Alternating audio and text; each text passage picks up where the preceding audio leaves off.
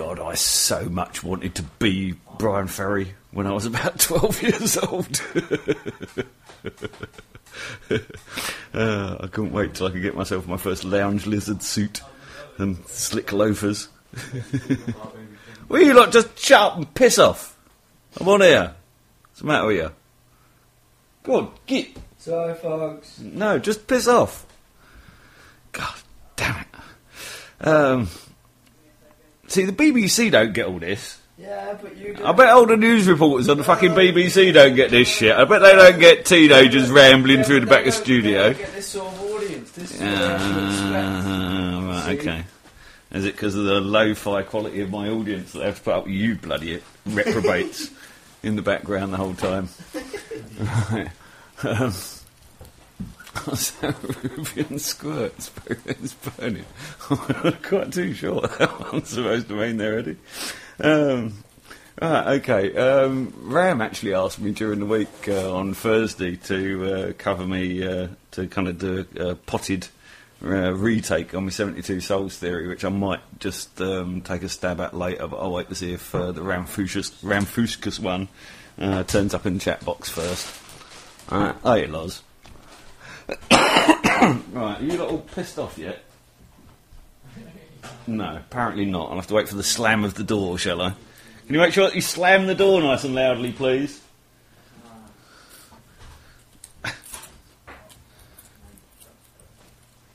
Right, where was I? Roaching my joint, that's where I was.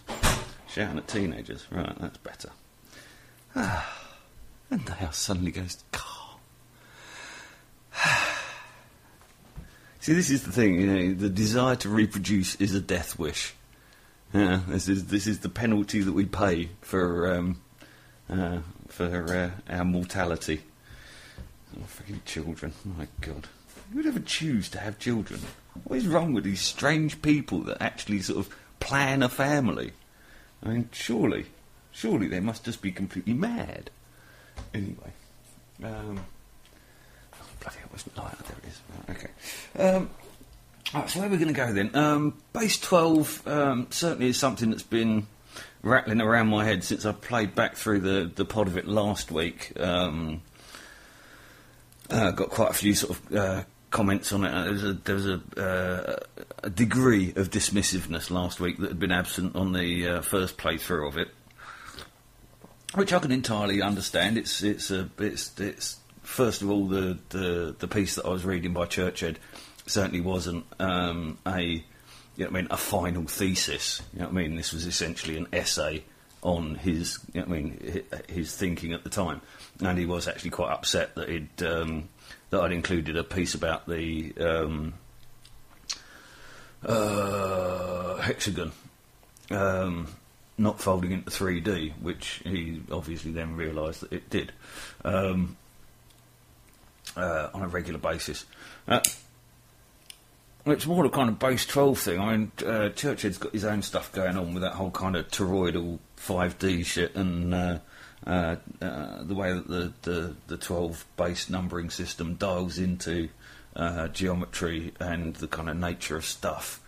One of the things that I left out of that previous recording was actually I completely forgot to include why I understood base 12 to be so important to all of these calculations, and that was the thing with Buckminster Fuller saying that to describe three-dimensional space cubically, as in to describe it in the shape of a dice, which is how we constantly think about dimensions. We think about height, length, breadth, and that, and think in the terms of the cube. Whereas Buckminster Fuller actually says that the underlying shape of the universe is actually tetrahedral, which is the triangle-based pyramid. And I entirely uphold that. Certainly that dials into a lot of my research is into sacred geometry and stuff. The tetrahedron is essentially the base geometry. It's the first just to explain, it's the first three-dimensional geometry that you get by adding one point to a triangle. So a triangle is the smallest number of points and lines you can describe two-dimensional space with. The tetrahedron is the smallest number of points and lines you can describe three-dimensional space with. Buckminster Fuller goes one step further than that and actually says that the underlying shape of the stuff of nature is actually tetrahedral, and certainly that would kind of be borne out by the division of cells in the growing egg, the patterns that we see on the hexagon on the top of bloody Saturn and all those sort of things are all various geometries sprouting out from a kind of a tetrahedral matrix. And certainly this kind of this, I suppose, is summing up my understanding of what we're looking at here, describing this geometrical matrices that underlie reality, is that if you are thinking, if your thinking is inconsistent about the subject that you are thinking about, then the resultant realisations about that subject are going to be equally inconsistent. So the reason why this is so important to me anyway is that if Buckminster Fuller is right, and that thinking about the three-dimensional geometries from a cubic perspective will never give you a true understanding of what you're actually looking at unless you understand the kind of interlocked tetrahedral matrix as an underlying structure of space. Then the working everything out cubically doesn't work. And essentially the same applies to using base 10 as a numbering system, i.e. the numbers 0 to 9 that we commonly used to count with. Church had identified, and not he's certainly not the first person to identify, that base 12, i.e. the numbers 0 to 11, is a much better model of the natural numbering systems that nature appears to adhere to. And I've been really kind of, I was trying to get myself to sleep. I didn't really get to sleep till about 8:30 this morning, and I was laying there in the dark all night trying to do base 12 mental arithmetic to try and send myself to sleep. It didn't bloody work, and nor did the arithmetic for that matter. But what I started to come up with is a much clearer understanding of how, if base 12 is the true natural numbering system, then the fact that we are educated and count in and have a societal structure that is largely conforming to base 10 now. I mean, certainly with the doing away with the imperial measuring system and its replacement with the metric measuring system, straight away you can see that the number 10 has replaced any use of base 12. And certainly it would appear that the larger part of the imperial numbering system, the mile is not an arbitrary figure, the inch is not an arbitrary figure, the inch was never the distance between the tip of the king's thumb and the first knuckle. It's a much more specific number than that, and that these numbers dial in directly to things like astronomical and astrological observations, and that this is why we see things like the Neolithic mile just all being used all over the planet. It seems to be that almost every primitive culture worked out this Neolithic mile and used something with a very close approximation of each other. And bearing in mind that to divine this Neolithic mile from astronomical observations would mean a huge level of accuracy for those miles to have been exactly the same number of yards, exactly the same number of feet, because you would have to have modern travel in order to be able to reach a point at which your inaccuracies would accumulate to such an extent that it would become obvious. So essentially we've got the base 10 numbering system has been overlaid over what appears to be a base 12 natural number. And so I started thinking about, well, how do you re-educate yourself? Bloody joint, right? That's better. How do you re-educate yourself to think in base 12? And that was the larger part of my kind of musings of last night, where the thinking about not only the actual the counting in base 12, which is much more complicated than you'd possibly consider. I mean, I started out with something simple like what's the equivalent of 100 in base 12, because obviously it's not going to be 100 because that's a base 10 unit. So we know that when we get to 11, the next unit on would be the first group of 12. So it would be A12, the same way that in the base 10 numbering system you would go 1 to 9 or 0 to 9, and then 10 would be the first group of 10. But then it gets much more complicated when you then go to look for the unit that would agree with hundreds in the base 10 numbering system, so get to 99 and the next number would be the first group of 100. When you're thinking about this in base 12, 12 times 12, well, simple, 144. But it's not in base 12. It's 144 in base 10. And this is the problem, is that our minds are so base 10 oriented that because we've been taught to count 0 to 9, that's the only real way that we can think about number. And it's really, for me certainly, it's been almost like learning numbers again for the first time. That everywhere that I try and use the mathematical skills that I already have, they come up lacking.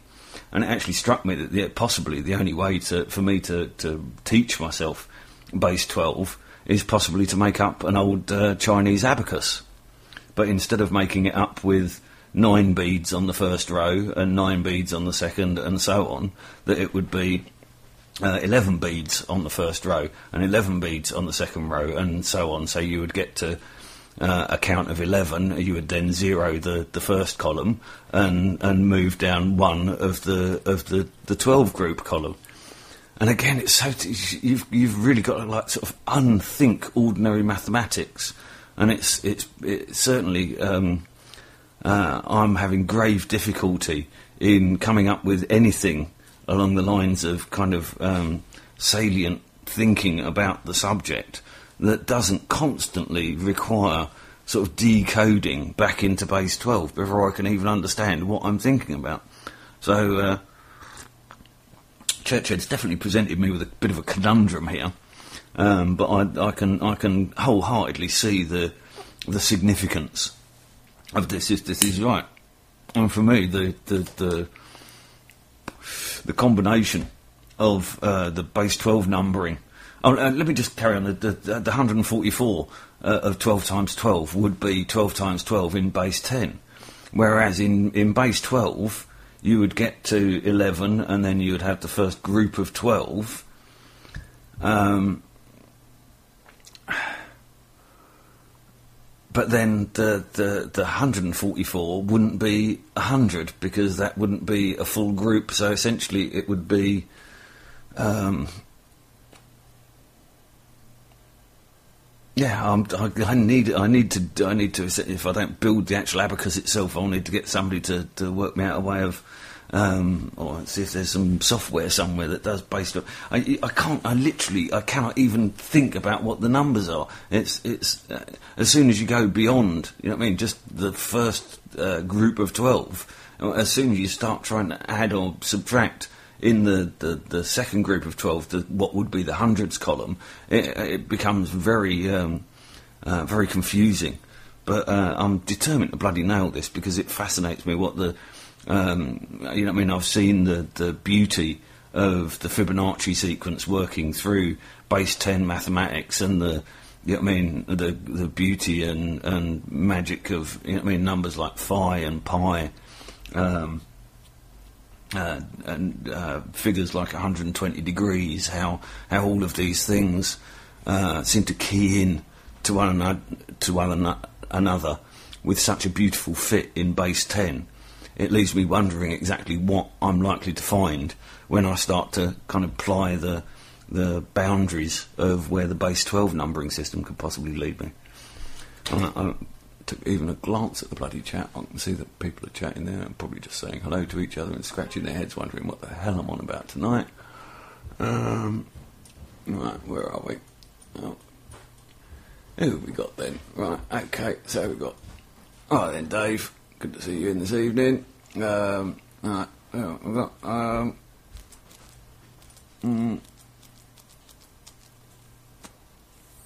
Yeah, pounds, shillings and pence, well spotted, Eddie. Of course, that's a base 12 numbering system. Pythagorean maths, more... Oh, well, Dave, you would have to answer that question rather than me, mate. I have absolutely no idea what Pythagorean maths is based on. Okay.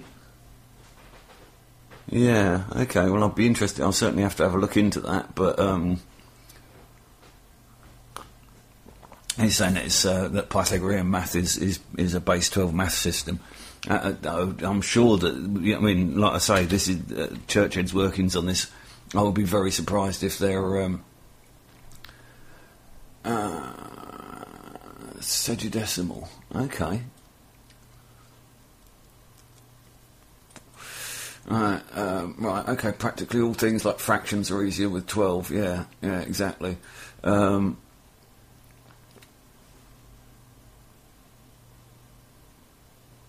Yeah, hexadecimal as well. I mean, yeah, like I say, there are all these varying numbering systems, and many of them replicate natural systems in their kind of mechanics and operation. So we can easily see how a lot of these number systems are very useful. But I think the real key thing here is the connection between the Buckminster-Fuller tetrahedral space and the mathematical concept of base 12. And I can see how the allying of those two, bearing in mind that the pure tetrahedron would be four equilateral triangles, each with 3 sides and 3 points. So 4 times 3, 12.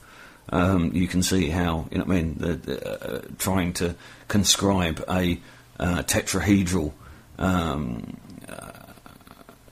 a tetrahedral matrix in cubic thinking, and by trying to consider a base 12 universe with base 10 thinking, we're constantly, like I say, a bit like the megalithic mile. We may not notice the error to start with, but as soon as you begin to multiply that error, as soon as you begin to factor that error in, or not factor that error in, and extrapolate out from the wrong number, very soon. I mean, a perfect example was for me when I was about 16. I had to do some line drawings for the cuttings of some huge steel plates, and I had to make magic eye drawings of it was basically black pen on white paper, and the magic eye magic eye camera on the machine would read the black line against the white paper and basically cut whatever shape you drew on the page.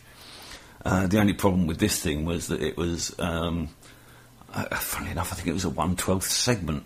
I think it was 12 1/12 segments of a 35-foot ring, 2 foot thick as a flange.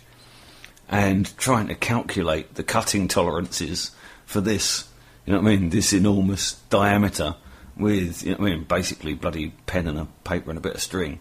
I don't know how many times we actually had a stab at trying to cut these bloody blanks and get them within tolerance, but I know that they got sent off and got sent back several times, and that the bosses were getting pretty pissed off with me not being able to draw it until they came out and saw what the actual what the actual problem was, and trying to get a 4mm tolerance over a, half of a 35-foot radius, or over half of a 35-foot radius with a pen and a bit of string, just wasn't bloody happening.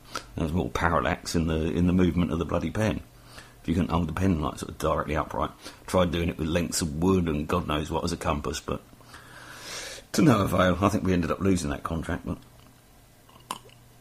all my fault. But fuck it, I was like 16 at the time. They should have fucking paid somebody some decent money to do that sort of work.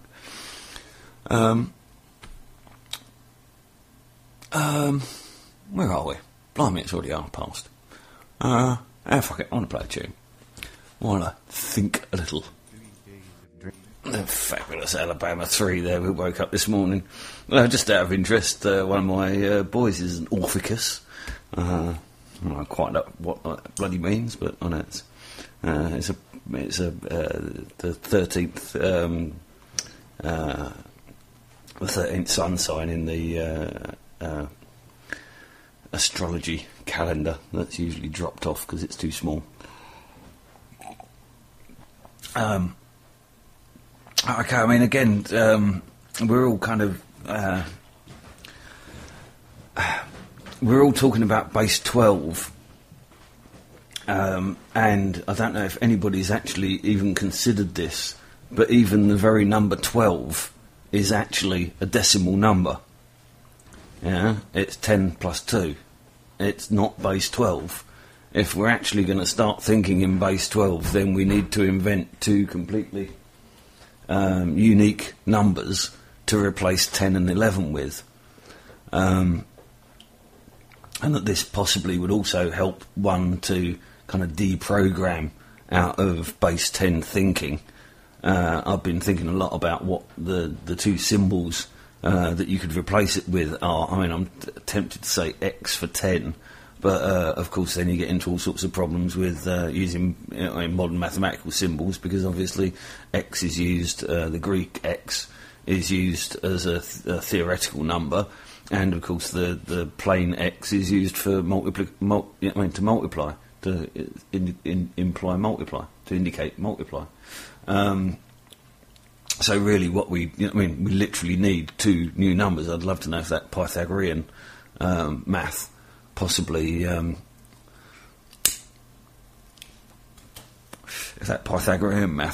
addresses the numbering system, or if it again relies on the use of the decimal numbering system, which as far as I can see is just going to lead you up complete fucking dead ends with your thinking about this. You really do need to kind of like take all of your old kind of base 10 filters, lift them out of your head, and try and start to invent a number system from the ground up with the kind of understanding of basic numeracy. Which is about all I've fucking got, if the truth be told. It's probably why I've never heard of Pythagorean maths. I shall go and look it up though, Dave.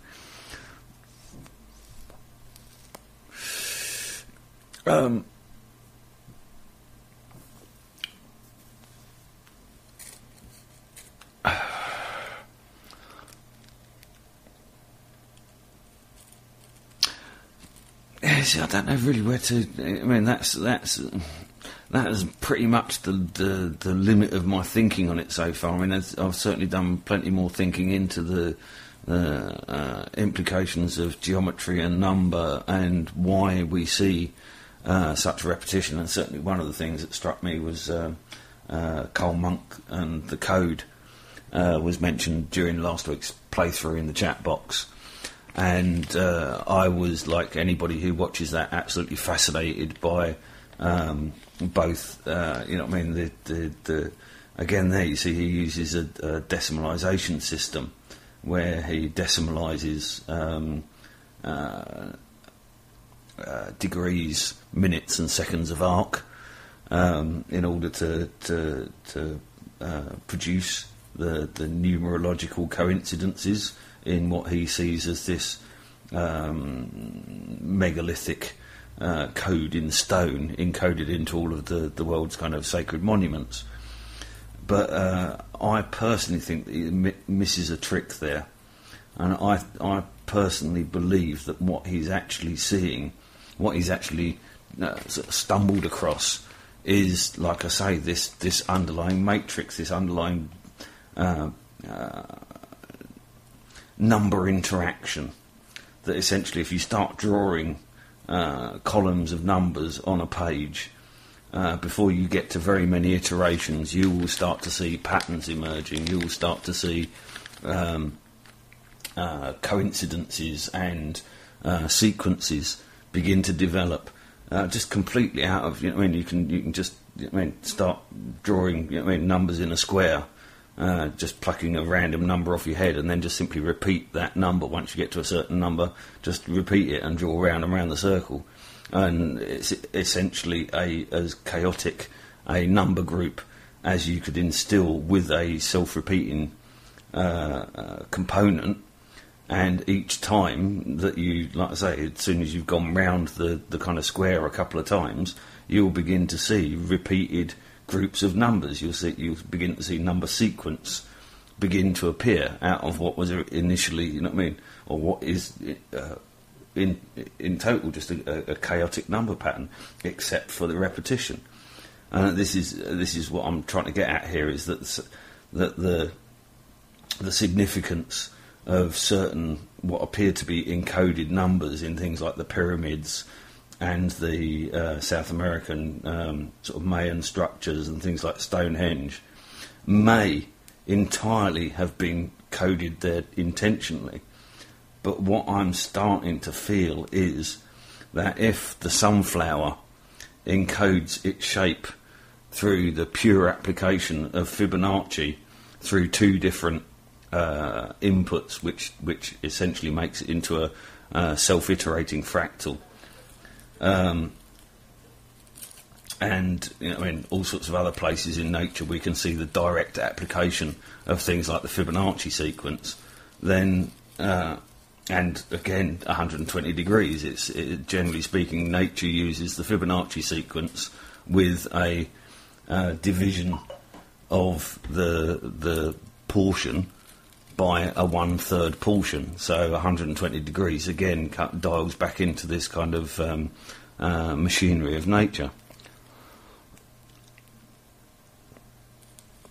Of course, in base 12, that wouldn't be 120 degrees. That would simply be 10 times 12, which wouldn't be 120. Again, we see the base 10 mind being, I mean, incoherent when it comes to actually thinking in terms of base 12. You're constantly converting backwards and forwards. This is why I hope that, if I can possibly knock up a base 12 abacus, then having done away with the actual need for numbers at all, really, apart from the unit numbers, then hopefully I'll be able to start working and thinking a little clearer in this, and then perhaps begin to explore some of the effects that we see through base 10 with things like Fibonacci, and see what the consequences of applying those same sort of reiterating fractals through a base 12 number system is. Certainly it struck me that it becomes almost impossible. And we can all see the fractal repeating nature of something like a Christmas tree, but it's less clear in something like a beech or an oak. Certainly with each, the way I see it is that with each of the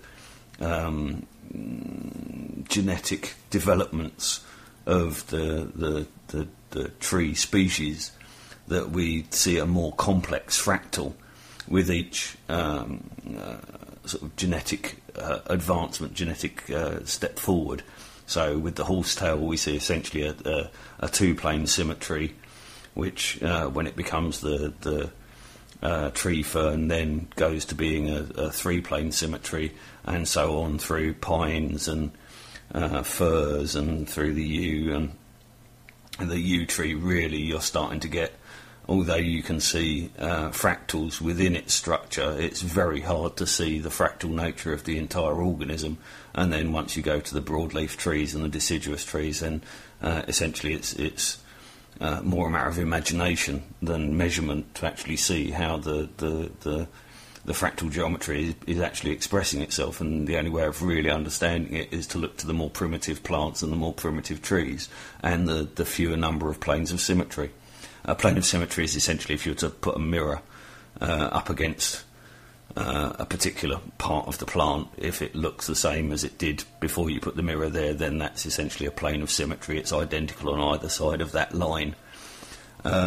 And once you get to more than sort of two planes of symmetry, the complexity of the geometries that you're viewing there become so involved that it becomes very unclear to the casual observer how those same geometries are now being expressed through the much more complex structure.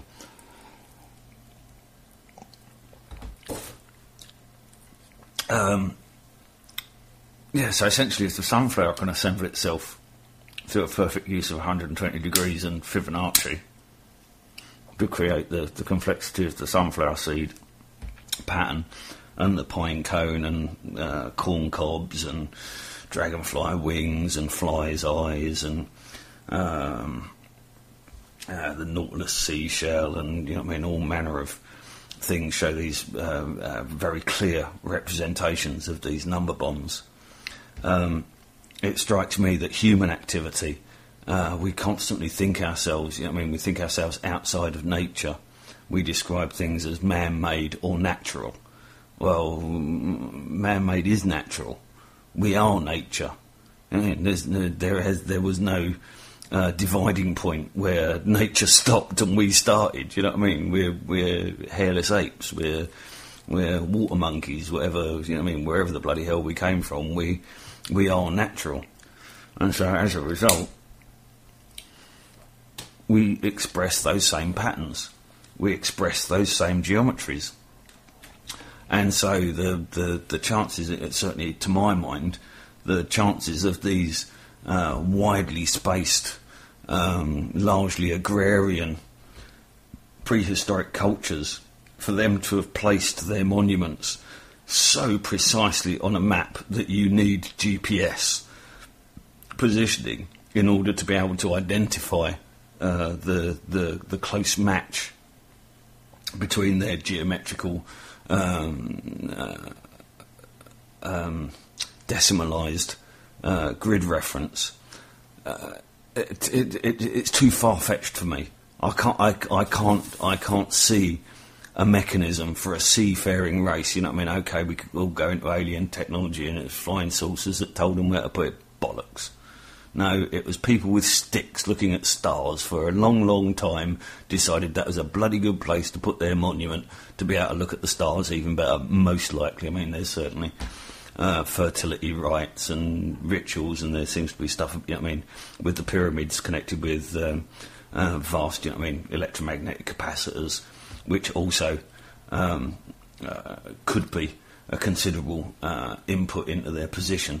But again, that level of precision, unless we're talking about, alien assistance or, a prehistoric race that had, flying machines, the equivalent of our own, it's very hard to see how, a pyramid in South America can have been aligned within a few thousandths of a digit of its grid reference cousin in Europe or in Africa, in Egypt.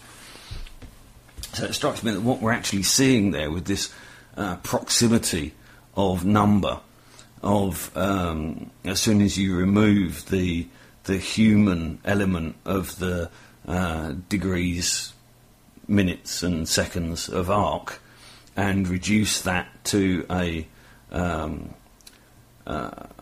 decimal code, then straight away you dialed into the base matrix. You're no longer looking at the human activity. You're actually reading a bit like we're all familiar with using Windows, and many of us who lived through the computer revolution, through the start of the computer revolution, understand that behind the graphical user interface, the one that we all get presented with, our Windows desktop with its icons and logos and widgets and bells, that underlying that graphical user interface is a binary code, and that binary code is driven by language inputs in again, encoded language, not in normal English. You don't talk to a computer in normal English, what you do on a modern computer because of the graphical user interface. But the code underlying that graphical user interface is already a codified language. It's coder's language. It will be, you know what I mean, Visual Basic. It will be C++. You know what I mean. It will be all of these various computer languages, and they're essentially instruction codes to the computer to act a run schedule in binary. So I suppose in the sort of comparison there with the coal monk is that the stone monuments, the megalithic monuments, are the graphical user interface that everybody can see, and then the positional measurements would be that codified language in which the degrees, minutes, and seconds represent the positioning on the, you know what I mean, on the globe as an intellectual concept, not as an actual real substance. You know what I mean? The numbers aren't a substance. Yeah, the pyramid is the substance, not the numbers that refer to it. And so when you decode even further from that, then you're into the realms of, you know what I mean, surfing the actual matrix of number itself. And so the properties that spring from these kind of analyses are essentially like Neo in the Matrix. You know what I mean? When he, you know what I mean, when he is born as the one, you know what I mean, when he's reborn as the one, he can see the underlying code, and that's possibly, I think, really we're butting up against that now.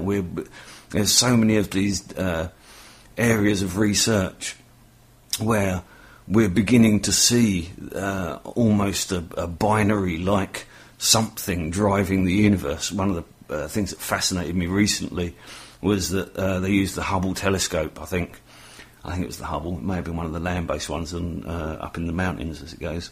But anyway, huge, long-scale measurements of the far reaches of the visible universe.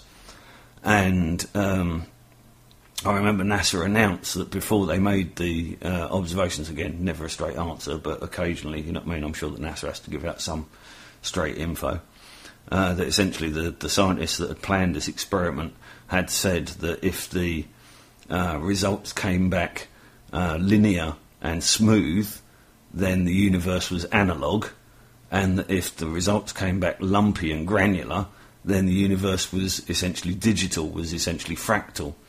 And after prolonged observation, the answer came back that the edge of the universe is granulated, that the surface of space itself breaks down into pixels at the very extremity of the observed universe.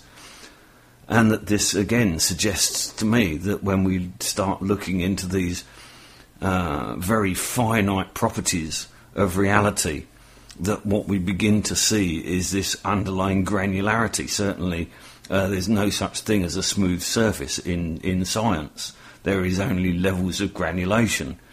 I mean, there's never been a flat surface has never been produced by science. It cannot be. And even on an atomic level, there appears to be this kind of granulation, this slight variation in size, which essentially isn't explicable under the current model. You know what I mean? An atom of a hydrogen atom should be a hydrogen atom should be a hydrogen atom. They should all essentially fill the same space, occupy the same, contain the same mass, and occupy the same area.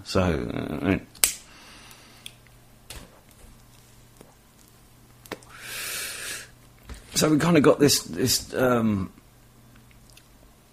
systems, these number systems, where people become hung up. You know what I mean? Numerology is one that I personally fucking followed like a rat up a drain pipe for a long time. Especially when, you know what I mean, you start to look into numerology and you start to find these huge, significant, coincidental numbers which appear to be driving the course of your life. And you become convinced that you've stumbled across a bit like fucking John Harris in that last bloody interview with me, convinced that, you know what I mean, his use of this fabulous numerology system that he had meant that he could divine anything that was going to occur in his life. It might work, and certainly there's a lot, you know what I mean, there's a lot of this number significance that appears to, you know what I mean, possibly drive a lot of things. Churchhead and his bloody number 47. And if we go looking, we can find the significance in it. We can find the coincidence in it. We can prove our personal theories. But often when we come to try and show it to somebody else, it turns into meaningless drivel. And it strikes me again that this is simply another reflection of the nature of number, and it's the kind of underlying sea, the underlying matrix of granulation that number both describes and defines.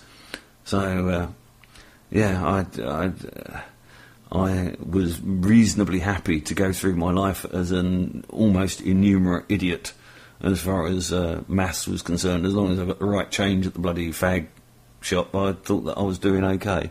But this has really opened my eyes and realised just how ill-educated we really have been, and possibly not even just how ill-educated we have been, but how the pursuit of simplicity has possibly clouded the ultimate goal of understanding. So the dependence on base 10 and the simplicity of working in base 10 may well have obstructed our greater understanding of the world around us. Well, you ain't going to be hearing that one on Radio 1 or Radio 2 at any time in the near future. That was the fabulous Candide with Sick 'em Pigs. Before that, the Arctic Monkeys with a really early live set of I Bet You Look Good on the Dance Floor. Cracking tunes. Remedial courses are available for the culturally deprived. Okay, well, Ramfuscus Ram hasn't arrived yet, so I'm just going to have to go ahead with the 72 Souls theory without him. Hopefully he'll pick this up on podcast, and it'll be a slightly clearer rendition than last time with a whole room full of people. Okay. Well, first of all, my kind of 72 Souls theory kind of sprang out of the blue, as far as I'm aware, about 20-something years ago. Don't know whether it was the resultant kind of realisation from a fucking hallucinogenic experience, or whether it was just one of those kind of given spring into the mind kind of thoughts, but it was just something that never ever quite left me. And having considered it briefly way back when, I kind of revisited it a few years ago and began to think more seriously about it and do a little more delving into it to see if there was anything. First of all, to be quite honest, I started delving because I assumed that I'd read it somewhere. And I figured that if I'd have read it somewhere, then somebody else would have read the same thing that I'd read, and it would be somewhere out there on the interweb. But when I went looking, I found absolutely no references to anything, even remotely approaching my personal kind of theory about it. The closest I got to it was the 72 Names of God in the... I think it's the Chaldean, Kabbalistic, Judaic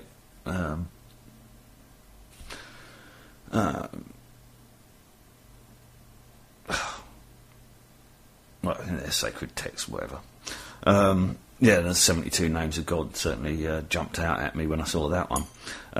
Essentially, I was looking into some of kind of Rupert Sheldrake's work into the morphogenic field, which looks into things like the flocking of birds and the schooling of fish, and how the actions of large groups of animals can be so finely coordinated.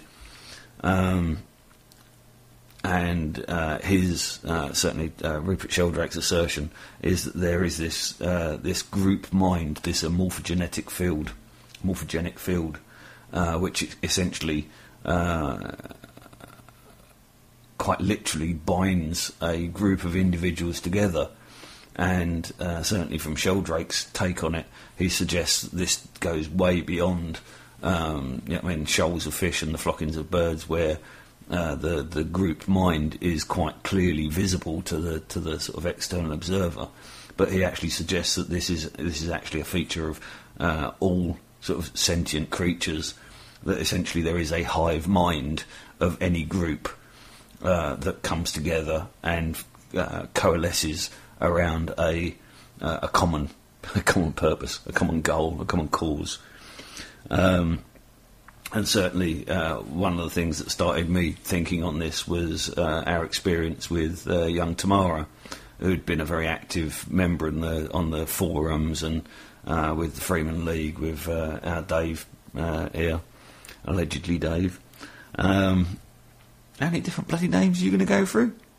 I'll stuck you up 20 bloody years. Yeah, and essentially Tamara seemed somehow to have kept entirely up to speed with all of the various kind of activities of the group without actually having any internet connection and actually having any connection directly with any members of the group. She didn't seem to fall out of line with the kind of the movements of the group mind. And this struck me as a perfect illustration of what Sheldrake had been saying, that we had come together as a group around a common goal, and as we separated as a group physiologically we separated. Intellectually, there is still this amorphogenic field. Sorry, I keep putting the genetic in there. This amorphogenic field, which is essentially intellectually glued us. Now, I think in complex societal structures like human society, that this is possibly a very widely dispersed kind of analogy that you could suggest, indeed, that you have these amorphogenic fields with different groups about different aspects of your life. So you will have one amorphogenic field that connects you familiarly with your direct blood family, your children, your parents, siblings, etc. That you'll then also generate, the work colleague amorphogenic field. You'll also develop the social, the down the pub amorphogenic field. And you will find that in these individual fields that the specific subject of that field, so with the family, anything to do with, illness or, hardship or bad times, will be picked up by the group field and will be felt by everybody. Certainly my experience of the day that I was got the phone call to tell me that my sister had died from cancer, I already absolutely knew, and she died, although she'd been suffering from cancer for 6 years, she died pretty much out of the blue. So there was, I had no expectation of this call. She certainly wasn't in hospital or anything like that beforehand. She'd been admitted the night before and died the following morning.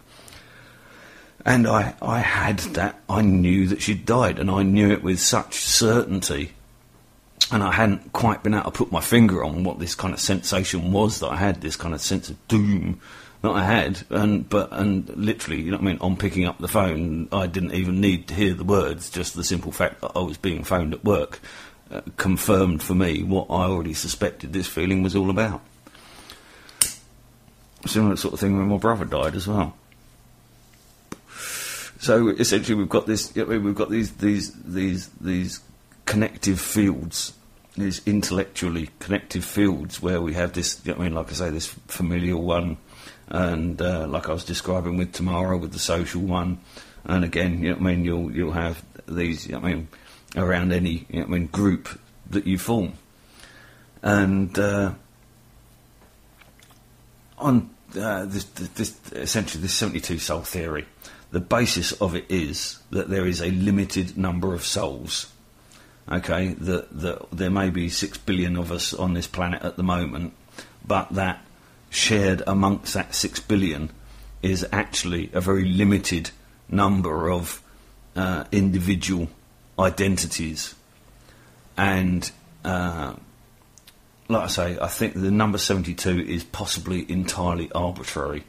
But for some reason, I haven't been able to drop it. Over all the years, I thought that really 64 would probably be a more appropriate number, that there's all sorts of relevances and significances to the number 64 that are absent from the number 72, but this number 72 has always presented itself, so I'm sticking with it. You know what I mean? You could argue amongst yourselves the actual number, but essentially, to my mind, if you imagine your peer group, if you imagine the number of people that you actually know, if this, let's call it 72 souls, is true, the number of people that you would need to know more than one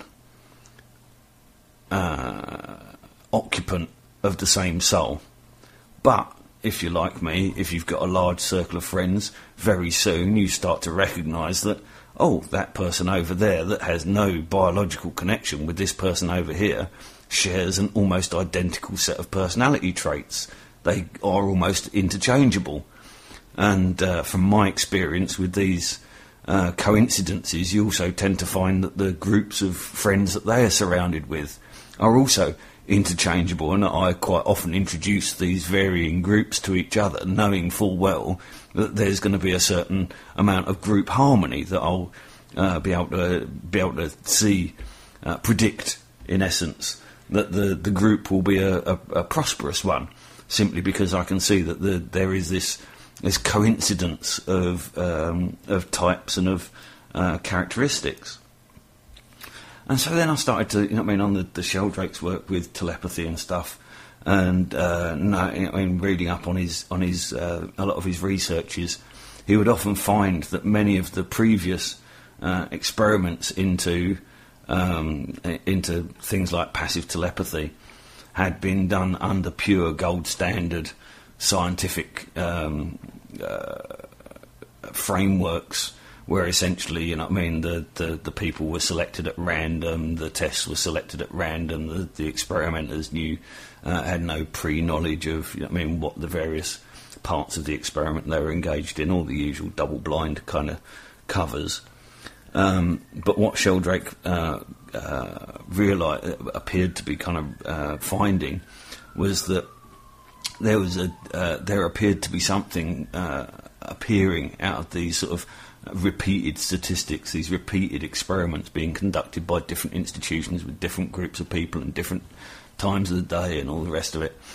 And essentially it appeared that groups that already had some kind of a pre-formed bond, so even if it be a football team or any group of people that had already chosen to, an amateur football team, let's say, where the entire group have chosen each other's company, let's say, that the incidence of statistically significant passive telepathy among those groups was enough to have made all of the previous experiments really using random samples moot, because mostly what you see on those is numerical noise. There's no real statistical significance to the results that they turn out, and that this has essentially been largely used to ridicule the whole field of experimentation into the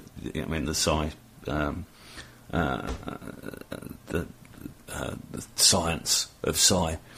And really, it's kind of missed the point. If this 72 souls is possibly true, then I did the bloody numbers, and I need to get a calculator up. Somebody want to quickly divide me 6 billion by 72?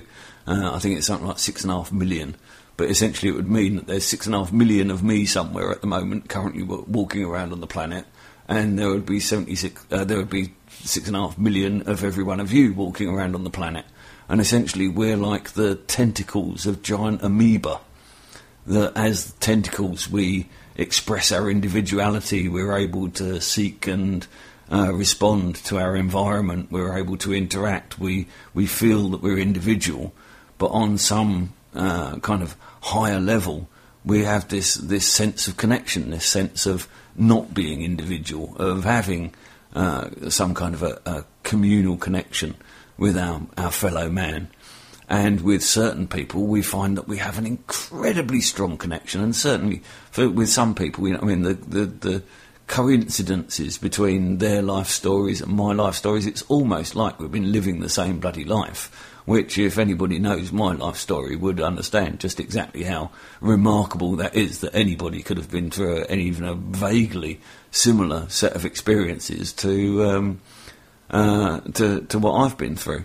So, it's essentially this kind of this pressure of extraordinary circumstantial evidence, I suppose, began to build, and I started to think about the way that we gather together as groups, the way that we identify ourselves as other or as with, you know what I mean? We ally ourselves with some people and disassociate ourselves with others.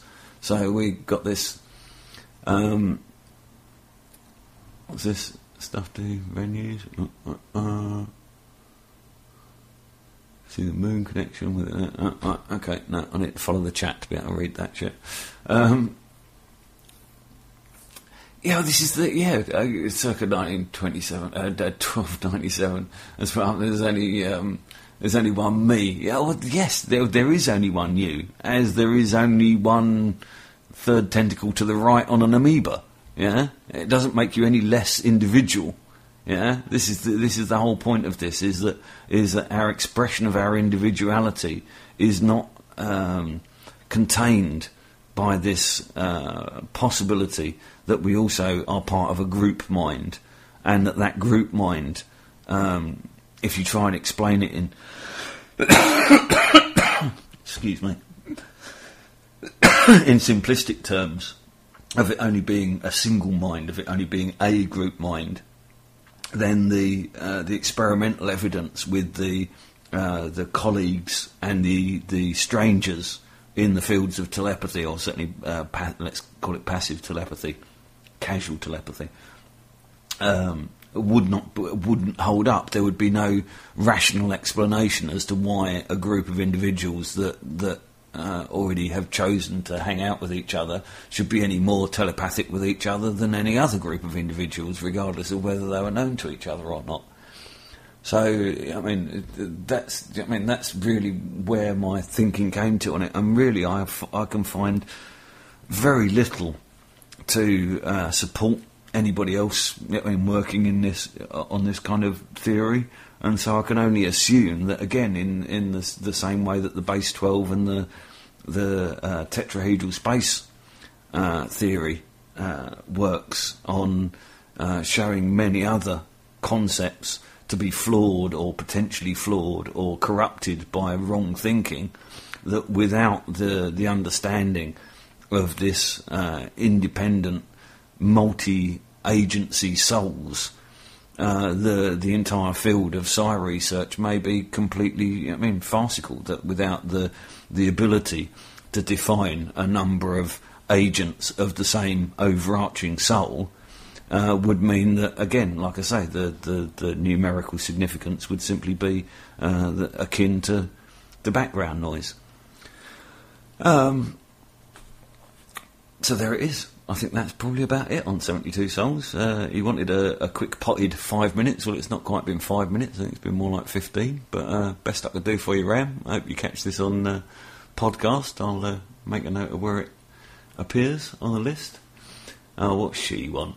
Bloody hell. LG flat joint. Oh, yeah, no, grab that, love. Yeah, no, we'll have that. Sorry. Doing free cycling. Yeah, no, grab that, love. Fuck it. Right, hold on. Is the number generator not the same thing that you call your intelligence working a big... Yes, well, yeah. Good point, Alan. And this is precisely my... one of the reasons why I have become so convinced that concepts such as evil, and possibly even good, beneficial, possibly, beneficial or detrimental, maybe more specific terminology to pursue. But yes, I see not only the majesty of the natural world and the universe all around us being described by this kind of like number soup and its interactions, its number bonds, its significances, But I also see, if you extrapolate that out to its ultimate iteration as we can perceive it currently, I mean, us and the other higher order mammals would essentially be the greatest refinement on that self-evolving, fractal, self-replicating number, not genetics, but evolutionary system, yeah. And to my mind, that same self-evolving system must therefore have simply been the source of consciousness. So, you know what I mean, if you reiterate a fractal, a multi-dimensional fractal geometry with enough iterations that the complexity becomes beyond that which you can easily extract out. If the complexity of, let's say, a deciduous tree has become so great that the fractals, you know, become impossible to see in it, well, what does that say about, you know what I mean? How can you look at a human and see the fractals expressing themselves and reiterating themselves? You know what I mean? How could you study consciousness and possibly, again, there maybe the likes of Karl Monk's code, and again there this layers of abstraction that if you want to study the real seat of consciousness, that perhaps you need to make certain measurements which then abstract the real into a model and then somehow encode those results into an arbitrary number sequence in order to derive the kind of matrix coordinates out of that behaviour. And it strikes me that, you know, I mean, if there is a God, if there is a deity, then even that deity will be the next derivative, the next iteration of consciousness beyond the physical form.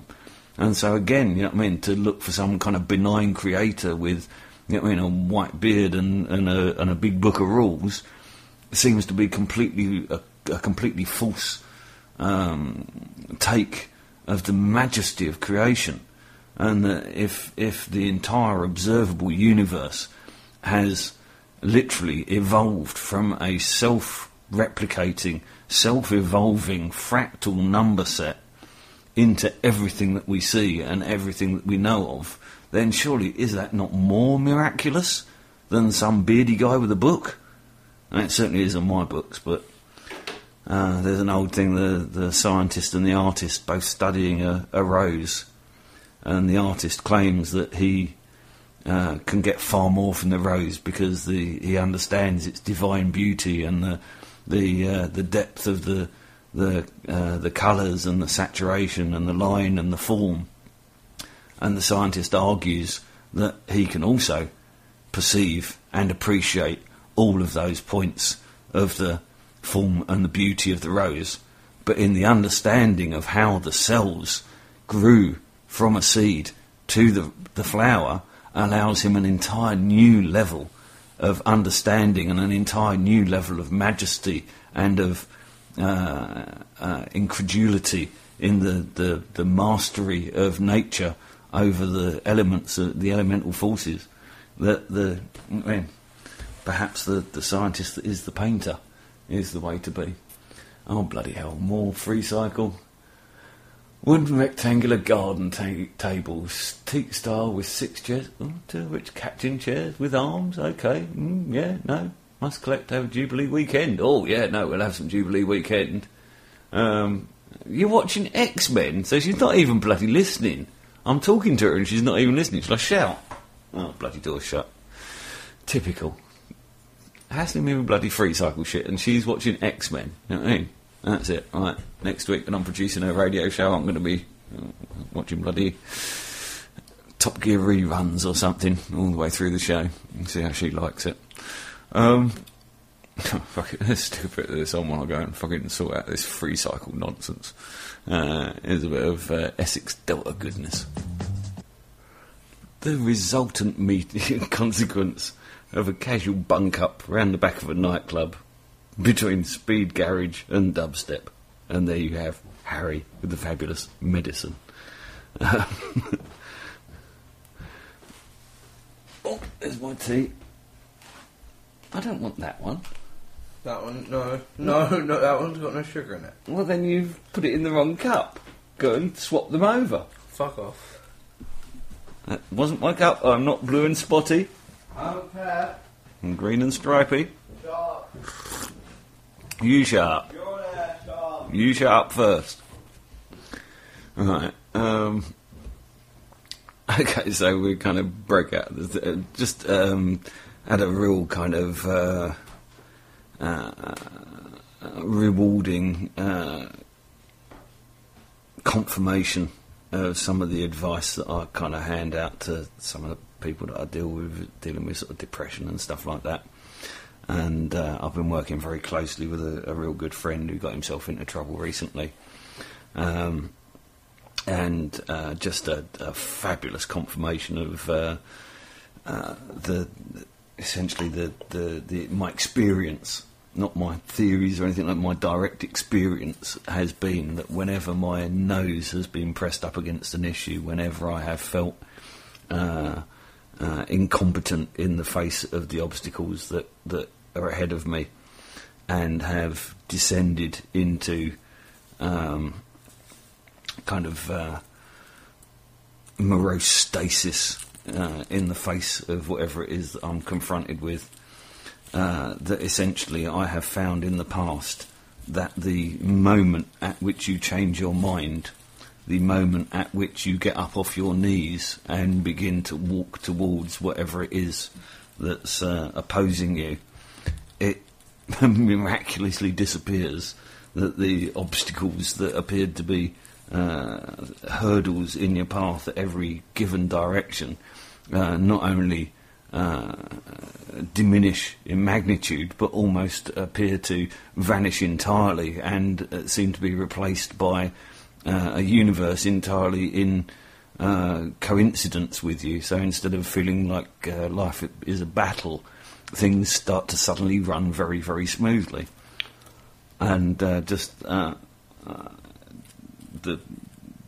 what he said to me last night was that essentially he was considering that philosophy a few days ago, and almost immediately after he had considered my philosophy, applied it to his current situation and accepted that that was going to be the course of action that he was going to pursue.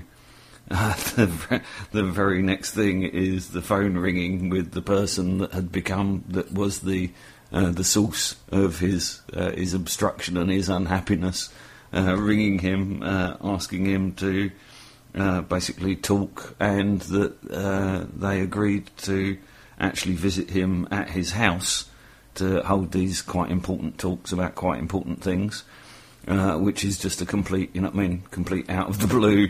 It just wouldn't have happened beforehand, and again, it's very hard to apply any kind of scientific significance to this, but certainly, his experience has just entirely borne out what I have used in practice for many, many years now, and found it to be absolutely practical. And so anybody out there that does happen to be suffering from what appear to be insurmountable obstructions, I would suggest that if you essentially break the task down into that which you can achieve and that which you can't achieve, and decide that out of those elements of it which you can achieve, which you are going to attempt to achieve, and apply yourself to that small component of the problem, that should be enough of an intellectual reversal, that should be enough of a corralling of your intent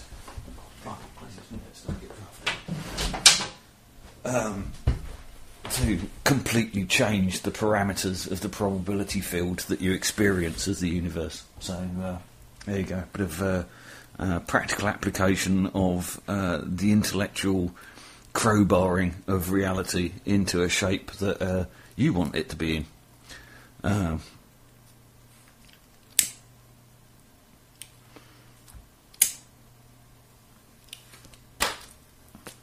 My next issue is going to be trying to assist somebody else who's suffering from MS and is wheelchair bound in their efforts to basically regain their legs. They're already walking about, admittedly very stiltedly, but having been told that they would be wheelchair bound for the rest of their life. They're now, last time they visited, they walked into the house completely without wheelchair or sticks. And when I went to taking some stuff out to the car for when they left, and when I was taking the stuff out to the car, I realised that they'd not been able to park anywhere within the close proximity, and the car was actually like sort of 400 or 500 yards down the road. So not only had they not used a walking stick or their wheelchair, but had walked a significant bloody distance as well. Obviously, I'll bring to air whatever I can by way of where we get to on that, but certainly things are looking very, very promising with the kind of guidance and help that hopefully I'm providing for them. So we shall see. Certainly one of the most serious things that I've contemplated doing for a long time. So let's hope we have some degree of success with that. Alright, where are we? It's 22. Well, I mean, another one of the other chap who'd been quite seriously depressed. One of the things that I did my very best to impress on him was the Reichian concept of neurotic and orgastic that Wilhelm Reich, when he was studying psychological health, and funnily enough, Reich was one of the very few psychiatrists from the Austrian school who ever actually studied well people. He actually made a point of it. He realised that Freud and the likes of Jung and that had, generally speaking, only used their experience with people that already were suffering from poor mental health to construct all of their theories about how to correct this. And that without the baseline of what it is to have good mental health, left them completely ignorant of one entire part of the subject. And that through these investigations or through these comparisons between people who were ostensibly mentally stable and emotionally well, as a comparison with those who were mentally ill or mentally unstable, excuse me, sounded regurgitating. He began to realise that what he was seeing was almost like a directional arrow. That the emotionally well balanced, mentally well subjects that he made his observations on, essentially all appeared to have their focus of their lives, the focus of their activities, the focus of their intentions, to largely exist without. So the sane person spends more of their time considering those around them and those problems which lie without and can be acted upon externally, and that essentially all of the patients that he would receive suffering from poor emotional or mental health would be very inward, very very self-critical, self-analytical. And so he defined these two descriptions of neurotic and orgastic, and that essentially the route to good mental health is through the pursuit of life as if it were orgasm, and that the route to poor mental health, to mental disease, mental disorder, is neurosis or introspection, introversion. And that if we see these as bioenergetic fields with a polarity, then it's essentially like the polaric difference between north and south poles on a compass, or positive and negative terminals on an electrical device. That essentially is like a Hoover on suck or blow. You know what I mean? It's one of those. And what appears to be the case is, although we may have elements of neurosis and orgastic behaviour in varying quantities through our characteristic makeups, that the overwhelming, if the overwhelming direction is that of orgastic, or the overwhelming direction is that of neurotic, or that one has a very shallowly orgastic life generally, but with one element about which you are very neurotic, that again we're talking about kind of swings and balances, and the directional arrow of one's polarity is defined by these, you know what I mean, this introspection or extroversion. And certainly it has bode me well in coping, in finding coping strategies for dealing with certain elements of my depression that still linger. Even now, I don't really suffer from it, but I still get, you know what I mean, I still get black dog days, like fucking Churchill used to call them. I'm quite happy to have black dog days now. I know that, you know what I mean, if you're happy every day, you're an idiot. But I now understand the nature of that contraction and expansion, and I understand the way that compass points. But I also now understand that compass arrow is entirely under my intentional control. While I may not be able to control the external events that may express themselves through my you know what I mean, depressive behaviour, you know what I mean, bad things that happen make you feel bad, and so this may alter your biological compass, but that biological compass only remains set in its current direction if you remain intent on keeping it there. And so essentially what I'm suggesting is that if you have people that you know that are struggling with depression, suffering from poor mental health, that the very best thing that you can advise them to do is to look outside of themselves to somebody that they might be able to help, even in some small measure. You know what I mean? Even if you're chronically depressed, almost bedridden with depression, if you have an elderly next door neighbour with a scruffy back garden, I can guarantee you that going and clearing that woman's back garden will give you more health benefits than any fucking pill that the doctor will ever prescribe you. Okay? And you'll be surprised at how, once you start linking together these small acts of kindness, these small acts of orgastic generosity, yeah, that compass direction begins to realign itself, and you begin to express yourself more orgastically into your natural form, and begin to assume the kind of the full life that really you should have had all along. And it's remarkably easy as well. Many, you know what I mean, most psychiatrists and psychologists and stuff will wrap it all up in wordiness, and I do love Reich's simplicity in these kind of concepts that you don't need to know anything about psychiatry. All you need to know is how to be kind, and if you can force yourself to express kindness to someone else when you're in a bad place, that your bad place will be made that bit brighter, and that every time you make your bad place that bit brighter, you're less likely to return to there quite so soon, and the world just becomes brighter and shinier and more and more wonderful a place to be. I'm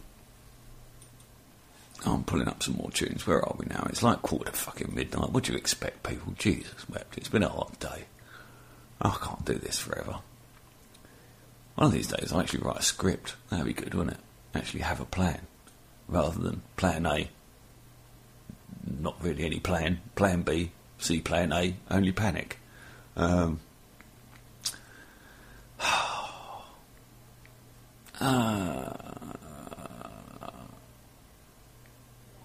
Oh, I don't know. I'm really tempted to just hit some really loud dubstep. What we got here?